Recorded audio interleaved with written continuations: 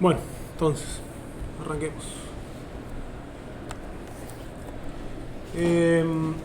Vamos a hablar un poquito de teoría de la información. ¿Sí? El libro sobre el cual me baso es de McKay, Information Theory, Inference. Buen libro ese. Tiene unos videos en YouTube que están muy buenos. Y acá el concepto de base, el concepto de base empírica, Klimovsky, el epistemólogo argentino, habla del concepto de base empírica que, digamos, lo que uno ve, el color, por ejemplo, depende de nuestro cuerpo y no existe en algún punto de realidad. Entonces, ahí dice, ¿no? Sobre qué es una base empírica sobre la cual evaluamos los modelos o en los hechos concretos. ¿Qué es la base empírica? Hay gente que dice la base empírica filosófica vacía, por ejemplo. Bueno, base empírica que estamos todos de acuerdo, del sentido común, le llama base empírica epistemológica. Los precios del supermercado, estamos todos de acuerdo que son los precios del supermercado. Y ahí podemos empezar a construir cosas. Una teoría de qué significa la inflación. Hay diferentes formas de medir los precios, diferentes estadísticas de la inflación. Y en algún momento nos ponemos de acuerdo y lo vamos a usar como dato para construir una teoría respecto de Producto Interno Bruto, por ejemplo. Diferentes formas de medir el Producto Bruto Interno. Definimos una, nos ponemos de acuerdo. Entonces ahora es base empírica para definir la política pública. Entonces, la base empírica depende de los conjuntos de supuestos que estamos dispuestos a no poner en duda en cierto momento. ¿Sí? Es decir, el dato en algún punto tiene hipótesis adentro. El dato se construye. Los datos, además, tienen una estructura funcional. No sé, mi altura, la ideología de un partido político o la habilidad de Messi y Maradona es una variable, la habilidad, aplicada sobre una unidad de análisis. Messi devuelve un valor. Es una función a un punto. Siempre que aplicamos una variable a una unidad de análisis, en el mismo momento por lo menos, debería dar el mismo valor. Es una función. Y hablamos siempre en estos términos. Hablamos de que la habilidad de Messi es tal, por ejemplo. Y estamos hablando en un término muy abstracto siempre. Pero el significado preciso de lo que estamos diciendo depende de lo que estamos pensando. Cuando estamos diciendo habilidad, a veces estamos pensando cosas distintas. Entonces, cuando queremos definir lo que estamos diciendo, tenemos que decir cómo hacemos esa transformación entre habilidad de Messi vale tanto, es tanto. Pasé de una al esquema de teoría de la comunicación de Shannon. ¿Sí? Porque había otro epistemólogo que hablaba de una estructura invariante del dato, y yo hago el mapeo y me da igual que esta. Entonces, para mí, yo hoy en día digo, esta es la estructura invariante de todo dato científico. ¿Qué elementos tiene? En primer lugar, hay una fuente, que es la variable oculta, que sería en este caso la habilidad de Messi, que la definimos en función de la pregunta de investigación. Nos interesa algún tema, definimos, hay una variable oculta que queremos conocer, no la podemos observar. Entonces vamos a ver como epifenómenos de esa variable, cosas que están relacionadas con esa variable que podemos observar, como ganar y perder. Entonces en función de ver cómo gana y pierde, vamos a sacar conclusiones sobre la habilidad de Messi. La idea. Bueno, la realidad causal vincula esas dos variables, la variable oculta y la variable observable. Pero la variable, el epifenómeno que codifica información de la variable oculta, no la observamos hasta que no implementamos un instrumento de medición. ¿Sí? Es observable y recién la observamos después de aplicar el instrumento de medición, que puede ser nuestro cuerpo o un instrumento laboratorio, lo que sea. Acá un scrapper, un software que entra a la página de FIFA y descarga datos. ¿Sí? Vamos a elegir vamos a elegir un procedimiento, hay muchos procedimientos alternativos. Vamos a elegir uno en función de si es confiable o no, si es factible aplicarlo, si es confiable o no. ¿Sí? Ese procedimiento va a generar una señal, verdadero o falso, y esa señal la vamos a tener que interpretar, porque esa señal en sí misma no nos dice nada, si no la podemos interpretar. Y para interpretarla vamos a necesitar un modelo causal. Y ahí también tenemos modelos causales alternativos.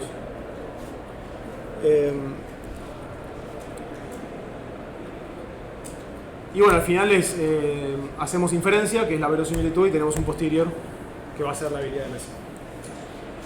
Entonces, cuando uno construye un dato, hay elementos, por ejemplo, qué cosa vamos a mirar, ganar, perder, pero podríamos mirar otra cosa, qué procedimiento usamos y qué modelo causal usamos, son alternativas, son sistemas de comunicación alternativos con la realidad. Y el problema fundamental de la teoría de la información es la comunicación con la realidad, que quisiéramos que el mensaje recibido sea igual al mensaje enviado por la realidad en algún punto. Las soluciones a este problema es la física, me acerco para escuchar mejor, o hago inferencia, interpreto la señal con ruido. Nos vamos a centrar en la parte de inferencia. ¿Cómo hacemos la inferencia? Un ejemplo, el siglo XX, la estimación de ajedrez en el siglo XX, de habilidad en el siglo XX. Este señor desarrolló el estimador que sigue usando la Federación Internacional de Ajedrez. Y lo que él hace es proponer un modelo causal, en el cual hay unas variables, la variable oculta, que es la habilidad, que tiene un valor en cierto momento determinado, no lo conocemos, es un punto porque es una constante. Genera los desempeños con ruido, beta, una gaussiana, alrededor de la habilidad. A veces juega mejor, a veces juega peor. Y el resultado no es más que la persona que tuvo mayor desempeño. Hay una diferencia de desempeños, que es algo determinístico. Y hay y gana la persona que tuvo una diferencia mayor. Que tuvo mayor desempeño, gana. Esto de acá, esta I, que es la indicadora, es 1 cuando lo que está dentro es cierto y 0 cuando es falso. ¿Sí? Es una distribución de probabilidad que se usa para variables que son determinísticas. Si la variable tiene cierto valor, probabilidad 1, ocurre eso, si no es 0. Lo de acá arriba es lo mismo, la otra que está ahí, esta que está acá es lo mismo, pero para variables continuas, vamos a decir. Entonces estas dos variables son deterministas. ¿Y qué es lo que hace, qué es lo que propone?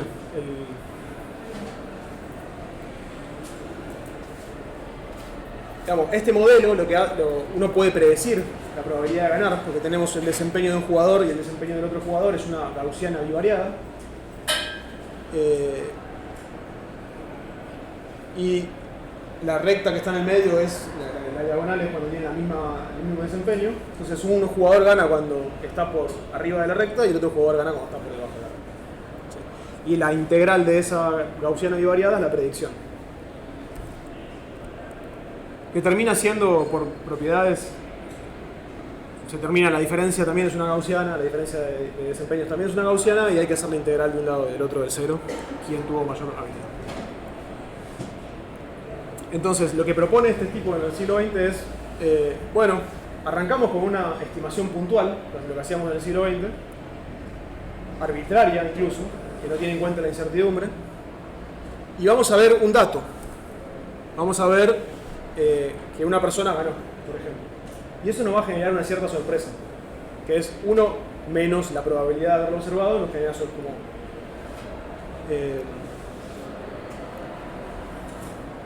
Si predecimos el resultado con un 1, tenemos sorpresa 0.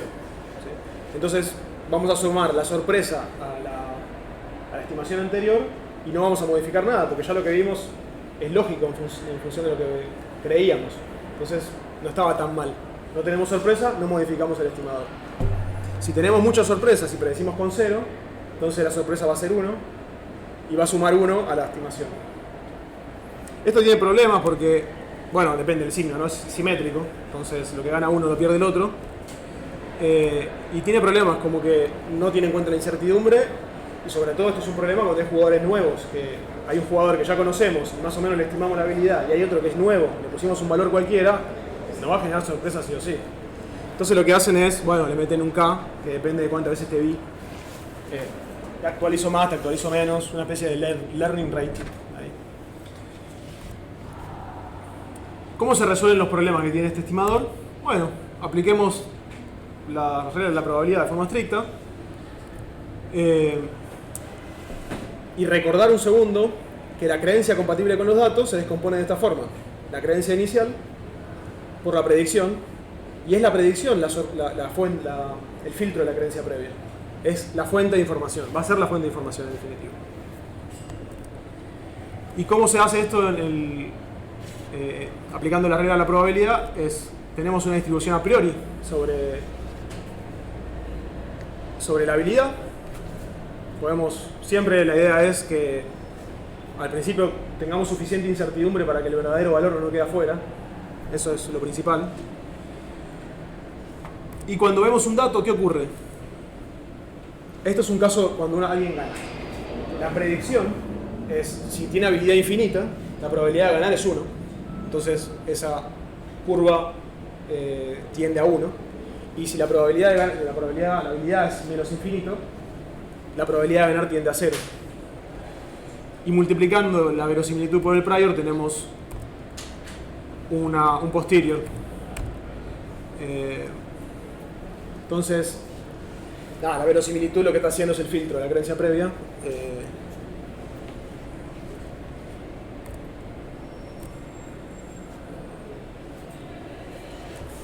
¿Pregunta acá? ¿Alguna pregunta?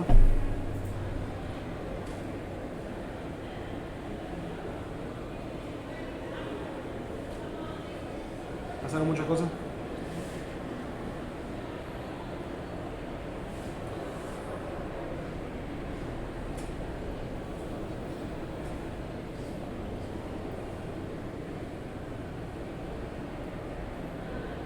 ¿Sigo?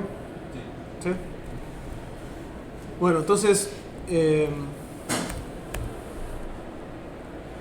la información para las hipótesis va a ser la predicción que hacen las hipótesis al interior de un modelo, y la información para los modelos es la predicción que hacen los modelos de los datos. Recordemos esto, la descomposición de la que estamos hablando últimamente, que es, tenemos un conjunto de datos que lo descomponemos como el producto. Esto tiende a 0, generalmente. Entonces una de las cosas que hacíamos en la práctica es calculemos el logaritmo a la predicción y expresemos la predicción en órdenes de magnitud. Ponerle el logaritmo enfrente de la predicción no es más que eso. Decime el número, pero no, decímelo en órdenes de magnitud, dame el exponente, que es la suma de los... Tiene esta propiedad. El logaritmo termina del conjunto de datos, como es un producto de las predicciones individuales, termina siendo la suma de los logaritmos de cada predicción. Esa propiedad es interesante, va a ser interesante ahora que la veamos. Y después lo otro que hicimos es la tasa de predicción, que es ese numerito que si lo multiplicamos la cantidad de veces que vimos, la cantidad de datos que vimos, nos devuelve otra vez el producto, la predicción de todo el conjunto de datos. Pero vamos a quedarnos con lo primero. ¿Cuál es la menor cantidad de preguntas, sino, que se pueden hacer, que se necesitan hacer para identificar un entero entre 0 y 15?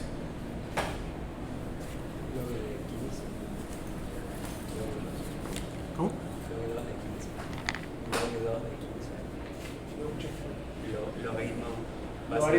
El logaritmo base 2 de 15. ¿Qué da eso? El logaritmo de 15 no necesitas saber si es mayor o menor para que sea el logaritmo de 15. Ya puse el log de datos ahí arriba, ¿no? Quedó bueno. Pero... claro, con mayor yo te pregunto, ¿es 7 para que sea el logaritmo? Me tenés que decir, ¿es menor, es mayor? Sí. Claro, Sí, lo pensé. totalmente, porque si preguntase 7, te digo no. Sí. Claro. 8, no. 9 y así 15 preguntas, 16 preguntas. Esa es una forma de preguntar que no sirve tanto, porque genera tenés que hacer muchas preguntas para encontrar el número. Lo que vos decías recién es mayor a tanto, menor a tanto, partir por mitades, por ejemplo, que es justamente la idea clásica. Está la mitad superior y la mitad inferior. Sí, no. Dentro de una de las mitades está la mitad superior y la mitad inferior. Y así tenemos 4 preguntas y con 4 preguntas tenemos la respuesta. Si nos dicen 0, 1, 1, 0. Sabemos qué número es, porque tenemos la base 2 y es el 6, por ejemplo. Entonces, acá los datos es esas respuestas, de 1 igual a 0, de 2 igual a 1, son independientes entre sí. Entonces cuando calculamos el logaritmo de eso, es el logaritmo de las predicciones individuales. Cada vez que tenemos la predicción de D1, la predicción de D2, la predicción de D3 y la predicción de D4, siempre es un medio la probabilidad de que ocurra eso, de que dé 0 o 1, y termina dando la probabilidad, el logaritmo en base 2 de un medio es 1, no lo puse. Entonces ahí tenemos muchas veces un menos 1 y tenemos menos 4. Necesitamos 4 bits básicamente para representar un número, para identificar un número entre 0 y 15. Bueno, son los 4 bits de la información. Esto sería, si calculamos el logaritmo de la predicción, tenemos lo que se llama la información de Shannon.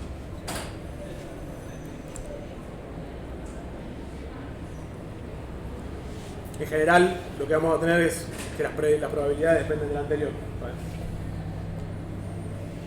En este caso depende de la anterior. Tenemos una especie de batalla naval con un solo barquito. ¿Cuál es la probabilidad de que esté en la primera, en el 1A, el barquito? Es un cuadradito nada más. Hay 64 cuadraditos, 1 sobre 64. La probabilidad de que esté ahí.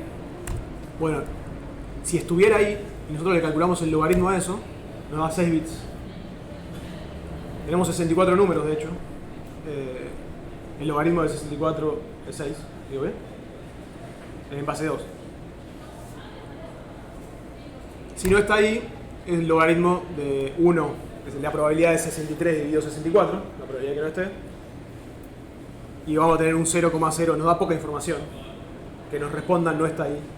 Si nos responden que está ahí, nos da toda la información. Ya sabemos que dónde está y el resto sabemos que ya no está en el otro lado. Acá nos da poquita información. Si vemos el siguiente dato, que es probabilidad de que esté ahí, de que no esté, es 62 dividido 63, pues ya vimos uno. Estamos considerando la información previa. Nos da más información y así vamos sumando. Preguntamos por la mitad del tablero.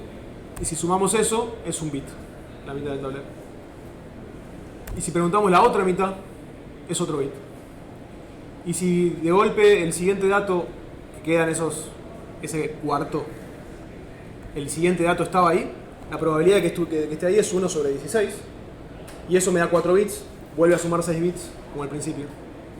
Y no importa dónde esté, siempre suma 6 bits. Porque un poco por las probabilidades condicionales que se pueden descomponer como un producto y se van tachando, bueno, pasa eso también acá y siempre termina con 6 bits. Entonces, ¿por qué conviene verlo en bits que verlo en 1 sobre 64, 3 sobre 64? Tiene la propiedad de que suman. Y eso, cuando estaban los físicos en el siglo XIX, les servía que sus propiedades sumen o que se mantengan estables cuando cambia el sistema. Si cambia el sistema, que la propiedad se mantenga estable o que sea una suma. Y ahí descubrieron una propiedad que era medio la entropía. A nosotros, ¿por qué le aplicamos nosotros el logaritmo? Cuando hacíamos la práctica. Porque era un número muy cercano a 0, simplemente. Bueno, resulta que tiene esta propiedad de que representa la información simplemente en órdenes de magnitud. Porque un bit te da una información, 2 bits te da como, es exponencial la cantidad de información que puede dar. Es la información en órdenes de magnitud, no es más que eso.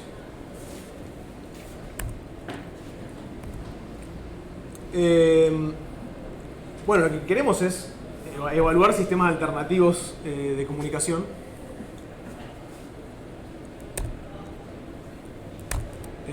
Tenemos dos sistemas alternativos de comunicación con la realidad, que son, por ejemplo, lo que hemos visto del modelo base y el modelo Monty Hall, son dos modelos alternativos, serían dos sistemas de comunicación alternativos con la realidad. Quisiéramos evaluar los sistemas alternativos. Y lo vamos a evaluar en función de la predicción que hacen, aplicando la regla de la probabilidad. Y habíamos visto que la probabilidad de los datos, dado el modelo, se descompone como el producto de los episodios.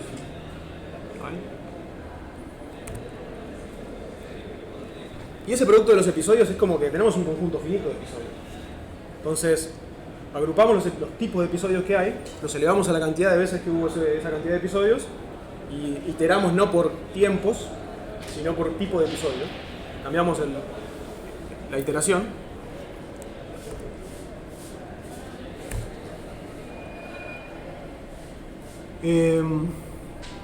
La media geométrica, también podemos expresarlo como media geométrica esto.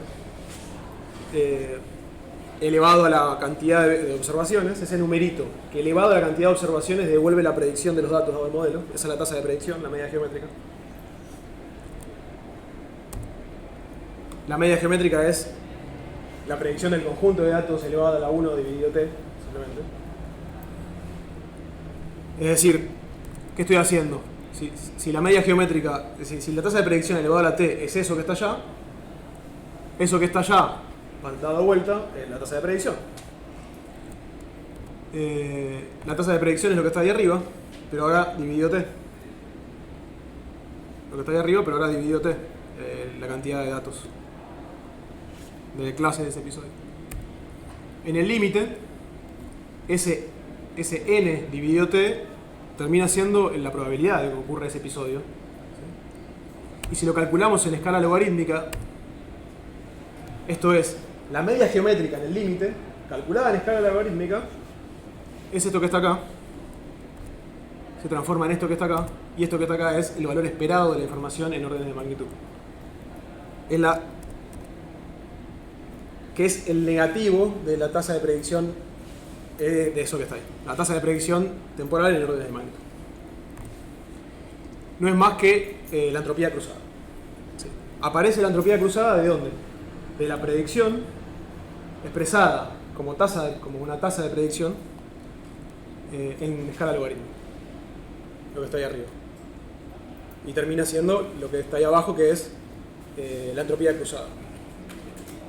Que es la información de Shannon multiplicada por la probabilidad de que ocurra eso. Entonces, la información es la información que recibe el sistema de comunicación, que depende del modelo causal. Y esa información se multiplica por la probabilidad de ver esa información, pero dada por la realidad causal.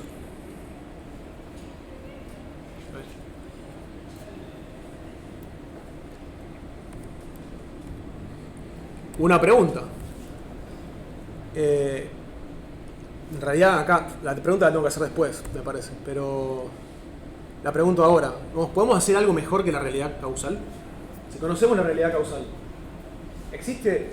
¿podemos pensar que existe una red neuronal profunda, un chat GPT infinito, punto infinito, que sea impresionante, que funcione mejor que lo que ya tenemos? Que es, en este caso, yo generé datos con una realidad causal que ya conocemos, usamos este modelo, ¿podemos hacer algo que funcione mejor que este modelo? ¿Un chat GPT infinito, punto infinito? Bueno, no. Porque se va a desprender de acá. Se va a desprender de ahí en el sentido de que pasa esto. Esta es la entropía cruzada. De vuelta. M y R es la realidad causal, M es el modelo. Si la probabilidad de los datos generados por la realidad causal es igual a la probabilidad dado el modelo, en ese caso, lo que era la entropía cruzada pasa a ser la entropía. Y si no, si son distintos, la entropía cruzada es la entropía más la divergencia KL. La divergencia KL es la cantidad de información que recibe el sistema de comunicación por funcionar mal, por no ser igual a la realidad causal. Y fíjense que acá este logaritmo de las predicciones se parece mucho a cuando estábamos comparando la diferencia de predicciones entre dos modelos. Después va a volver a aparecer eso de vuelta.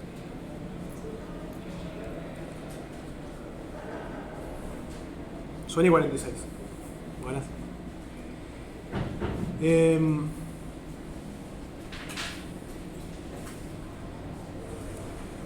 Bueno, un comentario. Maximizar entropía es minimizar incertidumbre. Maximizar incertidumbre. A ver. Maximizar entropía, maximizar incertidumbre es minimizar la tasa de predicción. Acá hay un ejemplo que me lo voy a saltear un poquito. que tiene que ver con, les planteo el ejemplo, nada más, que es, hay 12 pelotas, una tiene un peso distinto, puede ser mayor o menor, el resto son iguales, y tenemos una balanza. La idea es pensar un plan de acción de cómo vamos a usar la balanza para usarla la menor cantidad de veces. Y acá la idea es, si la entropía mide la cantidad de información del sistema, queremos maximizar la entropía. ¿Qué pasa? Si ponemos todas las bolitas en la balanza de la derecha y dejamos vacía la de la izquierda, ¿qué va a pasar? Se baja la balanza de la derecha, es obvio, y eso no nos da ninguna información. Predecimos con 100%, porque ya sabemos qué va a pasar, y lo que ya predecimos no nos da información. No sabemos cuál es la bolita que está mal. Entonces, acá la idea va a ser maximizar incertidumbre para maximizar la tasa de información que recibimos. Si podemos hacer que las pelotas que ponemos en la parte de la izquierda, las que ponemos en la de la derecha y la que ponemos afuera sean en tercio, por ejemplo, la probabilidad de que ocurra eso, maximiza la información y eso nos va a dar más información para actualizar nuestras creencias. Y va a minimizar la cantidad de pasos que necesitamos para llegar al resultado. Esa es la idea. No me voy a detener ahora porque no hay tiempo. Capaz la semana que viene lo podemos revisar y jugar un poquito esto. Bueno, no importa. Bits. Ejercicio. Tenemos la entropía que funciona para esto, para hacer encontrar la respuesta en la menor cantidad de pasos posible, maximizar la información que recibimos. Y la máxima entropía es algo que se usa. De hecho, las distribuciones de probabilidad de la familia exponencial y un montón de distribuciones de probabilidad son la distribución que maximiza la entropía dadas ciertas restricciones. Restricciones que sea una distribución de probabilidad que sume 1 y restricción de que los momentos. No sé demasiado de esta parte, pero es una cosa interesante que estas distribuciones de probabilidad lo que están haciendo es maximizar la entropía dada la información disponible. Por ejemplo, la gaussiana es la distribución de probabilidad que maximiza la entropía cuando sabemos cuál es la media y cuál es la varianza. Y así un montón de otras. Y es como la definición formal del principio de no mentir que habíamos hablado al principio de la unidad 1. En realidad es maximizar entropía dada la información disponible, como un término formal. Y por último, está esta divergencia. Digamos, la entropía cruzada es la entropía más la divergencia. Volvemos a expresarla, la entropía cruzada. Entonces es la entropía más la divergencia, y la divergencia tiene esa partecita de ahí. Esta es la divergencia acá. Fíjense que esto es lo que decía. La diferencia de predicción en órdenes de magnitud. ¿Sí? Que habíamos calculado en la unidad 1, en la práctica 1. Ahora, no conozco la realidad. No puedo calcular esa diferencia. Todavía no tiene sentido. Pero esto se usa más para... por ejemplo, en TrueSkill, que estábamos viendo el ejemplo de habilidad, ese posterior, que es la multiplicación del prior por la verosimilitud, no es simétrico, porque la verosimilitud no es simétrica. Hay una parte donde multiplica por 1 y una parte donde multiplica por 0. Entonces queda medio en diagonal. Pero se parece a una gaussiana. Entonces estaría bueno, para poder seguir trabajando, porque todo es gaussiano y sigue siendo gaussiano, que ese posterior sea gaussiano también. Entonces, aproximarlo por un gaussiano. Entonces, ¿qué vamos a hacer? Lo que queremos es que el posterior, este es el posterior exacto, la probabilidad de la habilidad, acá esa es la habilidad, dado que ganó el modelo, esta es la probabilidad exacta, vamos a buscar la media y la varianza que minimice la divergencia KL para una familia de distribución gaussiana. Entonces, me fijo todas las medias y varianzas y me quedo con la que minimiza la divergencia KL, y ese va a ser el posterior aproximado. No voy a entrar en detalle acá, que escribí un par de cositas, no lo miren, voy a hacer más ruido que otra cosa. Y ya estamos, digamos. Después lo podemos revisar de vuelta la semana que viene. La inferencia en general no es exacta, no podemos hacer inferencia exacta, entonces tenemos dos soluciones, que es las aproximaciones analíticas, que es esto que acabamos de hacer, que es minimizar la divergencia KL entre la exacta y una familia, y es lo que vamos a hacer para estimación de habilidad, lo vamos a implementar de cero hasta el final. Hay otras formas de aproximaciones analíticas, que es la divergencia al revés. Y ahí, ¿por qué hacen la divergencia al revés? No sé. Pero funciona, tiene ciertas propiedades que hacen que funcione, entonces la usan. De hecho, se usa más que la otra. Y después las aproximaciones por Monte Carlo, simulación. Samplers, Metropolis Hastings, no sé, Hamiltonian. Cosas que vamos a ver. Entonces, no creo que la semana que viene nos metamos en esto, pero porque tenemos la práctica 2 que no la vimos todavía. Pero la unidad 3 vamos a arrancar con... Estaría bueno que vean el paper de Troeskill. Ahí puse el Troeskill Through Time. Bueno, debería haber puesto el de Troeskill original, que es uno más simple. Tengo que corregirlo. Y después acá, lo que vamos a ver en la unidad 3, acá tiene que decir unidad 3. Bueno, nada, un algoritmo de pasaje de mensajes. Como las redes bayesianas, las reglas de la probabilidad se pueden descomponer como pasaje de mensajes entre las variables de la red bayesiana. Y vamos a usar eso para implementar el algoritmo de estimación de habilidad. Bueno, se dijo lo que la unidad 2.